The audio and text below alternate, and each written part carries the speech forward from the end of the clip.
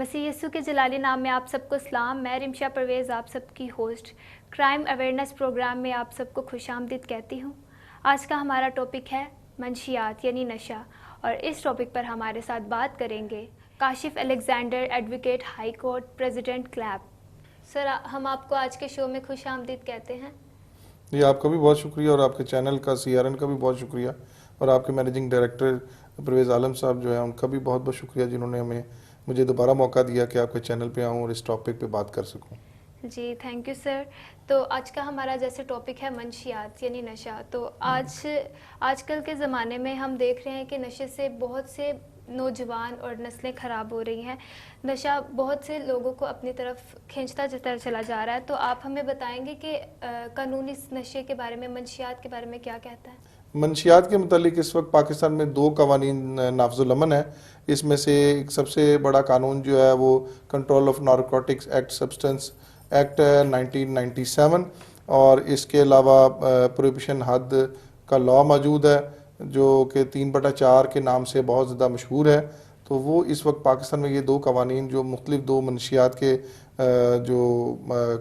मंशियात की जो चीज़ें हैं उनके लिए नाफजुल अमल है, जिसमें शराब है, और बाकी मंशियात को डील जो है वो CNSA का कानून जो है वो करता है। अच्छा, तो शराब के लिए कौन कौन से कवानीन हैं? शराब के लिए एक ही कानून मौजूद है, प्रोहिबिशन हद ऑर्डर 1979, जिसकी सेक्शन 3 और सेक्शन 4 और उसके बाकी अमानदा सेक्शन जो है वो अप्लाई करते हैं, तो वही एप्लीकेबल है उसके मुतालिक। शराब का कारोबार मसीहों से ज़्यादा मुंसलिक किया जाता है, तो आप इसके बारे में सजाएं बताएं। शराब के मुतालिक अनफॉर्चुनेटली कानून तो एक ही है, 3/4 का जो प्रोहिबिशन हद ऑर्डर है 1979। अब अनफॉर्चुनेटली ये शराब का जो जुर्म है वो ज़्यादातर हमारे मसीहों के साथ मंसूब हो चुका है। उसमें जो आर्टिकल 3 है उसकी सज़ा 5 साल है, जबकि आर्टिकल 4 जो है उसकी सज़ा जो है वो तकरीबन 3 साल है। इसके अलावा बाकी उसके और आर्टिकल्स हैं जिसकी डिफरेंट सज़ाएँ हैं जो कि उस कानून के अंदर मौजूद हैं। तो सर आप बताएं मंशियात से क्या मुराद है? मंशियात क्योंकि 2 मुख्तलिफ कवानीन मौजूद हैं। मंशियात का जो कानून है वो control of narcotic substance act है 1997। उसके अंदर तमाम दूसरी मंशियात शामिल हैं, जैसे फ़ीम गांजा और अफ्यूम गांजा और चर्स पाउडर और क्रिस्टल, इस तरह के जो मुख्तलिफ दूसरे नशा जाते हैं अफ्यूम, वो उसके तहत उसमें आते हैं, और उसी के मुतालिक वो कानून मौजूद है कि ऐसा कोई नशा अगर किसी के पास से पकड़ा जाए, कोई ख़रीदो फरोख्त करे, तो उसके मुतालिक इसमें सज़ाएँ मौजूद है और उसकी मुकम्मल डेफिनेशन इसके अंदर मौजूद है। तो आप इसकी प्रॉपर सज़ाएं बता सकते हैं मंशियात की? मंशियात की जो सज़ाएँ हैं उनके अंदर 9A है जिसकी तकरीबन 2 साल सज़ा है, जबकि उसकी क्वांटिटी मेंशन हुई है उसके अंदर, जबकि 9B के अंदर उसके अंदर 1 किलो से ऊपर जो क्वांटिटी है उसकी सज़ा मौजूद है 7 साल, जबकि जो उससे बड़ी क्वांटिटी में जो मंशियात मौजूद है उसके लिए उम्र कैद की सज़ा है और सज़ाए मौत मौजूद है, जबकि मैक्सिमम सज़ा जो है कई और इसके मुताबिक 14 साल मैक्सिमम कम से कम सज़ा है। तो ये 9A, 9B, 9C के नाम से जो है जो सेक्शंस मौजूद हैं उसके अंदर इनकी सज़ाएँ दी गई हुई हैं। जी सर, तो मंशियात का कारोबार करने वाले जो अफराद हैं उनकी ख़ानदानी ज़िंदगी पर क्या असर पड़ता है? मंशियात बड़ी एक लानत है जो कि अगर हमारे बहुत सारे, ख़ासकर मैं शराब के मतलब सबसे बड़ी बात करूँगा क्योंकि हमारी कम्युनिटी के ऊपर इसका बड़ा अहम दाग डाला गया है, लगा दिया गया है, जिसकी बुनियादी वजह है कि एक परमिट जैसी लानत जो है वो दी गई है, जिसके तहत ये अलाउ किया जाता है कि क्रिश्चियन कम्युनिटी या मिनॉरिटी की कम्युनिटी जो है वो शराब की ख़रीदो फरोख्त कर सकती है, होटल से ले जा सकती है और एक ख़ास क्वांटिटी के अंदर वो अपना परचेज़ कर सकती है।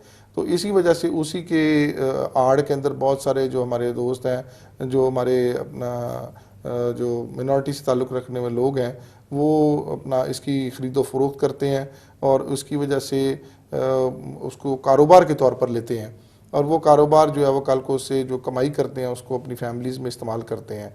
लेकिन इसके माशरती और अमली ख़ानदानी असरात बहुत अहम हैं क्योंकि इससे हासिल की गई कमाई जो है वो कल को बच्चों के अंदर बड़ा बुरा इफेक्ट करती है। वो फैमिली जो कि अपनी परवरिश के दौरान ये अपने वालिदैन को या वालिद को शराब की ख़रीद फ़रोख्त के अंदर या मंशियात की ख़रीद फ़रोख्त के अंदर देखते हैं, तो वो बादज़ा उसी कारोबार के अंदर या इंडल्ज हो जाते हैं या फिर उससे हासिल होने वाली कमाई से कल को किसी ना किसी झगड़े या कोई माशरती बुराई का शिकार हो जाते हैं। और वही जो कमाई कल को उन बच्चों को दी जाती है वो कल को लड़ाई झगड़े की सूरत में और मज़ीद बुराइयों की शक्ल में सामने आती है, जो उस वक़्त तो उस शख्स को समझ नहीं लगती, लेकिन जब वो वाक़या हो जाता है तो बाद में वो कहता है कि ये मेरे पे ये अज़ाब क्यों नाज़िल हो गया। और बड़ी ही चीज़ सामने में आई है कि ख़ानदानों के अंदर तबाही की वजह बनती है। और अक्सर जो मंशियात फ़रोश हैं वो उनके घर में से लाजमी कोई ना कोई नशे की लानत में शामिल हो जाता है, वो एडिक्ट हो जाता है। और बाद वो जो लोगों को लिए नशा बेचते हैं वो उसका घर के अंदर उसका बेटा या उसके फैमिली में कोई शख्स इसमें शामिल हो जाता है और उसके लिए तबाही का बाइस बनता है। जी सर, अभी जैसे आपने कहा कि एक अगर फ़र्द इस नशे की लानत में आगे जाता है तो वो किसी और को भी साथ लेके जाता है, तो आप बताएंगे कि बाइबल में मंशियात के बारे में क्या पैगाम है, क्या कहा गया है? बाइबल में जाने से पहले मैं ज़रूर बताऊंगा कि वाकई ही नशा जो है, ख़ासकर मंशियात जो है, वो बुराइयों की जड़ है। वो बच्चा जो कि किसी वजह से भी या उसको नशा बेचने वाले लोगों ने उसको इसमें इसकी लत लगा दी है, तो कल को जब उसके पास पैसे नहीं होते तो वो अपने दोस्तों को भी इसमें शामिल करता है, कल को चोरियां करता है, डाके मारता है और अपना नशा पूरा करने के लिए मुख्तलिफ और बुराइयों में शामिल होता है। तो बाइबल मुक़द्दस में तो इसके मुतालिक बहुत सारी बातें लिखी हुई हैं, तो मैं चंद आयात आपसे शेयर करूँगा। इसमें सबसे बड़ी जो चीज़ है कि खुदा ने अपने कलाम मुक़द्दस में ये कहा है कि क्योंकि नशा बेचने वाला एक किस्म का दगा करता है, तो उसके मुतालिक बहुत सारी मुख्तलिफ आयात मौजूद हैं। उनमें से चंद आयात मैं आपसे शेयर करूँगा। इमसाल की किताब है, उसका 20 बाब है, उसकी 17 आयत। दगा की रोटी आदमी को मीठी लगती है लेकिन आखिर उसका मुंह कंकरों से भरा जाता है। यानी आप जब नशा सेल करते हैं तो एक किस्म का आप दूसरे शख्स को धोखा देते हैं, उसकी ज़िंदगी तबाह करते हैं, तो उसकी कमाई हुई रोटी जो है वो आखिर में बाइबल मुक़द्दस के मुताबिक कंकर उसके मुंह में भर जाते हैं। इसी तरह कलाम मुक़द्दस में मरकज़ की अंजील उसका 8 बाब और उसकी 36 आयत में ये लिखा है, यूँ मरकूम है, और आदमी अगर सारी दुनिया को हासिल करे और अपनी जान का नुकसान न उठाए तो उसे क्या फ़ायदा होगा। यानी आप अपनी कमाई के लिए सारी दुनिया को आप तबाह कर रहे हैं, लेकिन अगर उस कमाई से अगर आपकी जान जो है वो चली जाए और आप खुदा के गुनाहगार हो जाएं और अपनी ज़िंदगी से महरूम हो जाएं तो उसका फ़ायदा क्या, बाइबल मुक़द्दस का कहने का है। इसी तरह बाइबल मुक़द्दस की एक और आयत जो बड़ी खूबसूरत है, उसमें पहला करंतियों उसका 6 बाब 9 से 11 आयत है। क्या तुम नहीं जानते कि बदकार खुदा की बादशाही के वारिस ना होंगे? फ़रेब ना खाओ, ना हरामकार खुदा की बादशाही के वारिस होंगे, ना बुत परस्त, ना जनाकार, ना याश, ना लौंडेबाज, ना चोर, ना लालची, ना शराबी, ना गालियाँ बकने वाले, ना जालिम। बाइबल मुक़द्दस की आयत में क्लियर बात है कि खुदा की बादशाही के लिए ये अशखास जो शराबी हैं और बदकार हैं और जो इस तरह के मंशियात के अंदर शामिल लोग हैं वो कभी भी शामिल नहीं हो सकते। यानी जो लोग फ़रोख्त करते हैं और जो लोग इस्तेमाल करते हैं, दोनों ही किसी सूरत में भी इस तरह खुदा की बादशाही में शामिल नहीं हो सकते। तो हमें कलाम मुक़द्दस के मुताबिक भी सीखने की ज़रूरत है, ख़ासकर अपने इर्द गिर्द जो लोग अगर इसके अंदर शामिल हैं और मंशियात के अंदर घिरे हुए हैं तो उन लोगों को गाइड करने की ज़रूरत है बाइबल मुक़द्दस के तहत भी कि हमें इन चीज़ों से बचना चाहिए और इन चीज़ों से अपने आप को इज्तनाब करना चाहिए। जबकि कानूनी तौर पर भी अगर देखा जाए तो कानून में भी इसकी सज़ा मौजूद है।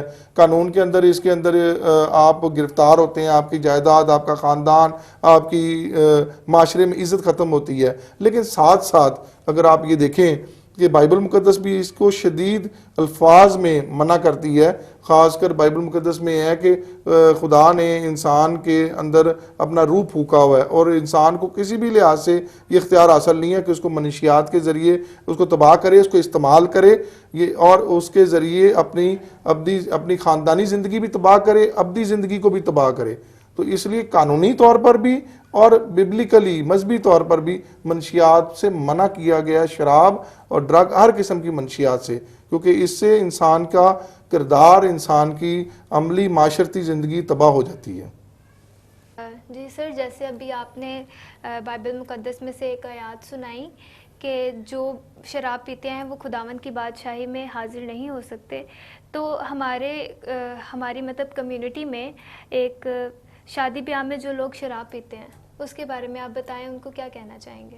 बाइबल मुकद्दस में तो एक क्लियर बात लिखी हुई है कि शराब भी जो है वो किसी भी सूरत में मतवाले होने वाले किसी भी सूरत में खुदा की बादशाही में दाखिल ना होंगे। तो इसका मतलब ये नहीं है कि हम किसी भी खुशी के मौके पर या कोई जश्न के मौके पर शराब पियेंगे तो वो जायज़ हो जाएगी। बाइबल ने तो उसके लिए शदीद अल्फाज में मना किया हुआ है। और इसी तरीके से मैं इस बात को बड़ा क्लियर करना और भी चाहूँगा कि हमारे मुल्क के अंदर एक बहुत बड़ा मसला ये भी है कि हमें परमिट नाम की चीज़ दे दी गई हुई है। उस परमिट जो कि कानूनी तौर पर तो बना दी गई है, लेकिन बिब्लिकली हमें मना है हर लिहाज से।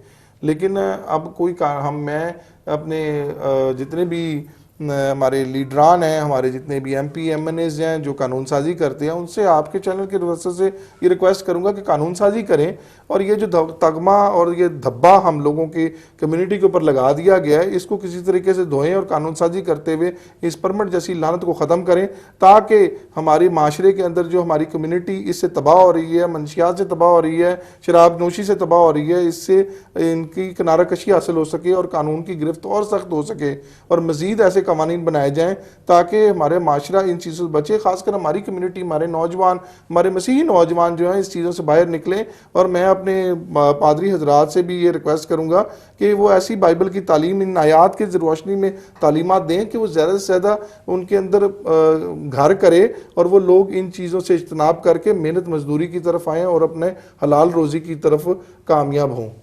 जी सर, काशिफ मैं आपके साथ बिल्कुल सहमत हूँ। ज़ाहिर सी बात है, हमारे नौजवान नस्ल ही हमारे कौम की बेहतरी के लिए काम आएंगे। सर, जैसे आपने कहा कि इस प्रोग्राम के थ्रू सख्त कानून साजी की जाए, तो हमारी जो पाकिस्तान में फैक्ट्रियाँ लगी है तो गवर्नमेंट इससे काफ़ी ज़्यादा टैक्स हासिल कर रही है, तो आप हमें बताएंगे कि इसके बारे में क्या आपकी राय है?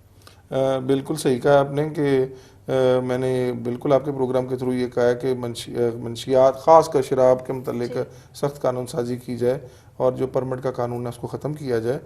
लेकिन फैक्ट्रियाँ वाकई लगी हुई हैं और वो फैक्ट्रियों के लाइसेंस गवर्नमेंट ने बाकायदा लॉ के तहत दिए हुए हैं। तो खाली मैंने बात सिर्फ यहाँ पे बात की है जो परमिट जो मसीहियों को दिया गया है उससे मुतल्लिक कानून साजी की जाए, क्योंकि मेरा भी ताल्लुक़ एक मसीही ख़ानदान से, मसीही फैमिली के साथ है। तो जो बाकी जो फैक्ट्रियाँ हैं उनमें दूसरी मिनॉरिटीज़ भी शामिल हैं, जैसे उसमें हिंदू हैं, पारसी हैं, भाई हैं, तो उनके इवज़ भी कईयों को लाइसेंस इजरा किया गया।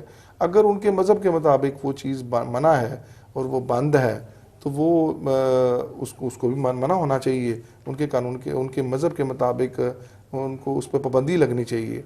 लेकिन जहाँ तक उससे हासिल होने वाले टैक्स के मुतल्लिक बात है तो वो भी एक बड़ी लंबी बहस है कि आर्टिकल 227 के तहत कोई भी कानून जो है वो इस्लामिक आइडियोलॉजी के ख़िलाफ़ नहीं बनेगा और कोई भी ऐसा काम नहीं होगा जो कि इस्लामी नज़रियात या इस्लामी कवानीन के ख़िलाफ़ हो। तो ये बात हुकूमत को सोचने की बात है कि अगर उन्होंने आर्टिकल 227 के तहत इम्प्लीमेंट करना है इस्लामी कवानीन को, तो क्या इस्लामी कवानीन के तहत उससे हासिल होने वाला टैक्स जो है वो जायज़ है? ये इसको ले जाने की ज़रूरत है कौमी असम्बली में और इस्लामिक आइडियोलॉजी कौंसल में, इसके मतलब बहस करने की ज़रूरत है। लेकिन मैं जहाँ तक आपके प्रोग्राम के थ्रू कह रहा हूँ वो सिर्फ ये एक बात कर रहा हूँ कि जो मसीहियों के ऊपर जो स्टिग्मा लगा हुआ है शराब नोशी के मतलब और शराब फ़रोख्त के मतलब, तो वो जो परमिट के थ्रू जो शराब आती है उसके मतलब कोई ना कोई कानून साजी की जाए और उसको मनसूख किया जाए। और मंशियात के मतलब तो वैसे भी सख्त कानून साजी होनी चाहिए शराब के अलावा भी, ताकि हमारी नस्ल जो है उसको बचाया जा सके। जी सर, आपने बहुत अच्छा एक्सप्लेन किया है। तो आप हमारी कम्युनिटी को क्या पैगाम देना चाहेंगे, क्या मैसेज देना चाहेंगे हमारे नौजवानों को? मैं तो सिर्फ आपके चैनल के थ्रू एक बात कहूँगा वालदैन को, कि जब वो अपने बच्चों को एक ख़ास सर्टेन एज पे आ जाएं तो उनको बड़ा वॉच करें। ख़ासकर आजकल हमारे वालदैन जो हैं वो बच्चों को मोबाइल और इंटरनेट की फैसिलिटी प्रोवाइड कर देते हैं, तो वो उसके ज़रिए बहुत सारी बुराइयों का शिकार हो जाते हैं और वहाँ पे बहुत सारी चीज़ें देखते हैं। नो डाउट कि इंटरनेट का फ़ायदा है तालीमी अमल के अंदर और इंफॉर्मेशन के अंदर, लेकिन इसके अलावा उसके अंदर बहुत सी साइट्स मौजूद हैं जो कि बेरहरवी की का शिकार हो जाते हैं उसकी वजह से, और ख़ासकर बहुत सारी ऐसे अमल करने पर की तरफ तरगीब मिल जाती है जो कि ख़ानदानों को तबाह करने की वजह बनती है। तो इसलिए वालदैन से ख़ास इल्तमास है कि वो बच्चों को ख़ास ख्याल रखें। मोबाइल के इस्तेमाल, इंटरनेट पे साइबर लॉ मौजूद है, साइबर लॉ बहुत सख्त है, और ख़ासकर सिम का इजरा कराते वक्त ख़ास ख्याल रखें और बच्चों की ख़ास निगहदाश्त करें अर्ली एज के अंदर, ख़ासकर मैट्रिक तक, और ज़रूरत तो आगे तक है। और ख़ासकर मसीही फैमिलियों से मेरा ख़ास इल्तमास है वालदा से, कि वालदा एक वाहिद स्टार्ट का स्कूल होता है बच्चे का, और उसके अंदर से जो तरबियत वो लेके जाता है उसका इम्पैक्ट उसकी सारी उम्र की ज़िंदगी, सारी उम्र पर होता है, और उसी तरबियत पर बच्चा सारी उम्र ग्रो करता है। तो वालदा उसको बिल्कुल बाइबल के मुताबिक तालीमात दें, संडे स्कूल भिजवाएं ताकि बच्चे बुनियादी अकायद, मसीही अकायद को सीखें और वो ही डेवलप करें, क्योंकि हम एक मेजर कम्युनिटी के अंदर रहते हैं। यहाँ पे हमारे ईमान की मजबूती दरकार है, और ईमान की मजबूती सिर्फ़ और सिर्फ बाइबल की तालीम पर अमल करने, सुनने, समझने और उसको ज़िंदगी का हिस्सा बनाने से हासिल होती है। थैंक यू सर काशिफ, आपका आपने अपना कीमती वक्त हमें दिया और इतनी अच्छी बातें की। और आप अपने बच्चों को नशे से दूर रखें ताकि हम सब खुदावंद की बादशाही में हाजिर हो सकें। Thank you.